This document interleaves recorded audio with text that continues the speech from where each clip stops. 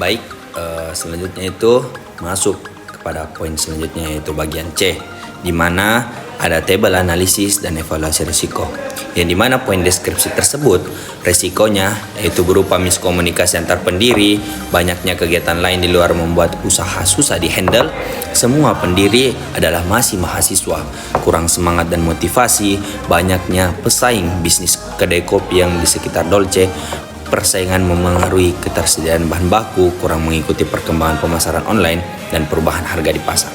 Untuk lebih lengkapnya, tabelnya ada di sini.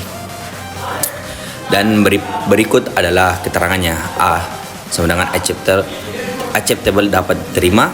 M atau A, moderately acceptable cukup dapat diterima. Not acceptable tidak dapat diterima. Penjelasan tabel 1. Analisis dan evaluasi risiko. R1, miskomunikasi antar pendiri. Di Dolce Coffee, para pendiri sering memiliki jadwal kuliah dan kegiatan yang berbeda, sehingga komunikasi tidak selalu efektif. Hal ini yang membuat potensi menimbulkan salah pengertian, misalnya terkait pembagian tugas promosi atau jadwal shift pelayanan. Risiko ini dikategorikan medium risk, M atau A. Solusi yang dapat diterapkan Dolce Coffee adalah membuat SOP komunikasi, rapat rutin, dan grup koordinasi khusus agar informasi tersampaikan dengan jelas. R2. Banyak kegiatan luar membuat usaha susah dihandle. Pendiri Dolce Coffee aktif dalam organisasi kampus dan kegiatan akademik lain. Kondisi ini yang membuat kadang usaha itu terabaikan, seperti promosi yang tertunda atau layanan pelanggan tidak maksimal. Risiko ini tergolong high risk, N atau A. Karena langsung berdampak pada pertumbuhan usaha Dolce Coffee, perlu menetapkan job desk yang jelas dan membentuk jadwal shift kerja agar operasional tersebut dapat terjaga meskipun pendiri sibuk. Sekian dari saya. Baik, R3. Semua pendiri masih mahasiswa. Karena seluruh pendiri masih berstatus mahasiswa, seringkali jadwal kuliah atau ujian berbenturan dengan kebutuhan bisnis. Misalnya saat harus melayani pelanggan pada jam sibuk. Risiko ini masuk kategori medium risk. Untuk mengatasinya, Dolce Coffee dapat melakukan manajemen waktu lebih baik, membagi tanggung jawab sesuai ketersediaan waktu, atau merekrut tenaga tambahan paruh waktu. R4. Kurang semangat dan motivasi. Dalam beberapa kondisi, pendiri Dolce Coffee mengalami penurunan motivasi. Misalnya, ketika penjualan sedang sepi atau kegiatan akademik lebih menyita perhatian. Hal ini membuat inovasi produk atau strategi promosi tidak berjalan optimal. Risiko ini dinilai medium risk. Agar Dolce Coffee tetap berkembang, tim perlu evaluasi rutin, menetapkan target mingguan, serta menjaga motivasi dengan berbagi pencapaian bersama. Banyaknya pesaing bisnis kedai kopi industri. Kedai kopi saat ini sangat kompetitif, terutama sekitar area kampus tempat Dolce Coffee beroperasi. Banyak kedai baru menawarkan konsep menarik atau harga lebih murah. Resiko ini termasuk kategori high risk. Untuk mengatasinya, Dolce Coffee perlu diferensiasi produk, misalnya menu signature, suasana yang nyaman, serta promosi digital. Persaingan memengaruhi ketersediaan bahan baku. Karena meningkatnya jumlah kedai kopi, terkadang Dolce Coffee mengalami kesulitan memperoleh bahan baku seperti biji kopi berkualitas atau susu. Risiko ini tergolong medium risk. Dolce Coffee dapat mengatasinya dengan menjalin kontrak dengan pemasok tetap, memiliki lebih dari satu supplier, serta menjaga stok cadangan. Assalamualaikum warahmatullahi wabarakatuh. Perkenalkan, nama saya Muhammad Fadil dari kelas A. Di sini saya akan menjelaskan tentang kurang mengikuti perkembangan pemasaran online. Saat ini pesaing banyak menggunakan media sosial untuk menarik konsumen, sedangkan Dolce Coffee ini belum memaksimalkan memanfaatkan digital marketing. Tetapi hal ini berisiko untuk menurunkan daya saing, karena konsumen lebih banyak mencari informasi dan memesan kopi secara online. Tetapi Dolce Coffee ini risiko termasuk high risk atau NA. Dolce Coffee ini harus segera membuat akun media sosial yang aktif, karena membuat konten-konten promosi yang menarik. dan memanfaatkan pemesanan online. Yang kedua itu R8 atau perubahan harga di pasar, di mana harga bahan baku kopi dan susu sering mengalami fluktuasi sehingga berdampak dan pada biaya operasional, di mana kehilangan pelanggan karena harga jualnya menjadi tidak stabil. Karena risiko ini dikategorikan medium risk atau MA. Dolce Coffee ini dapat meminimalisir dengan strategi fleksibilitas harga atau promo dibanding serta menjaga efisiensi biaya produksi. Itu saja saya sampaikan. Assalamualaikum warahmatullahi wabarakatuh.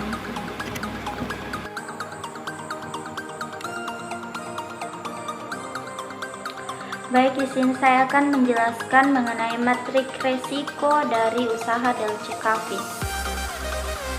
Matriks ini digunakan untuk menetapkan setiap resiko berdasarkan tingkat probabilitas dan tingkat dampak dari usaha Dolce Coffee. Pada matriks 3x3 ini, sumbu horizontal menunjukkan tingkat probabilitas low, medium, dan high, sedangkan sumbu vertikal menunjukkan tingkat dampak minor, moderat, dan major. Kemudian warna matriks dibagi menjadi 3, ada hijau atau low risk dengan simbol A, artinya resiko rendah dapat diterima, sedangkan kuning medium risk dengan simbol M/A, artinya resiko sedang cukup dapat diterima namun tetap perlu untuk dikelola. Kemudian merah high risk dengan simbol N/A, artinya resikonya tinggi, tidak dapat diterima sehingga harus segera untuk ditangani. Hasil pemetaan dari resiko Dolce Coffee pada zona high risk atau merah dengan simbol N/A terdapat 3 resiko, yaitu R2 persaingan ketat dengan usaha sejenis, R5 dengan fluktuasi harga bahan baku, dan R7 minimnya promosi digital atau online.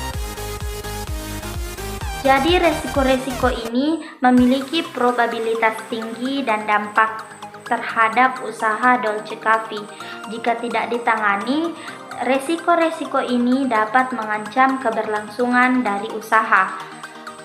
Jadi prioritas utama manajemen resiko harus diarahkan ke resiko-resiko ini dengan menggunakan strategi mitigasi seperti diferensiasi produk, pemasaran digital, serta kemitraan dengan pemasok.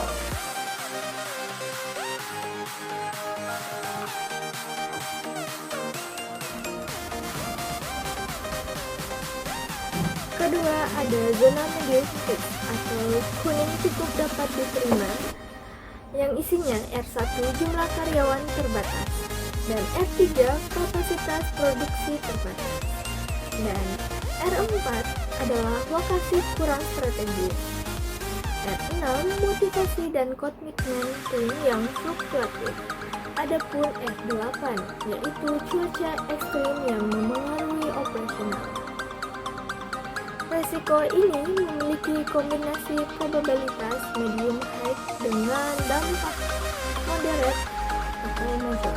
Meski masih dikelola risiko, tetap perlu mitigasi agar tidak berkembang, misalnya dengan manajemen SDM, perbaikan fasilitas, promosi offline maupun online, serta peningkatan efisiensi operasional.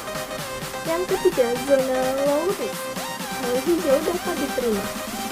Tidak ada risiko yang teridentifikasi masuk kategori ini. Artinya, seluruh risiko Dolce Coffee minimal masuk kategori sedang. Sehingga semuanya tetap perlu mendapatkan perhatian. Dari hasil matriks, dapat disimpulkan bahwa fokus utama manajemen risiko Dolce Coffee adalah menangani R2, R5, dan R7 atau zona merah high risk. Risiko lain ada R1, R3, R4, R6, dan tetap penting untuk dikelola agar tidak berkembang menjadi ancaman yang lebih serius.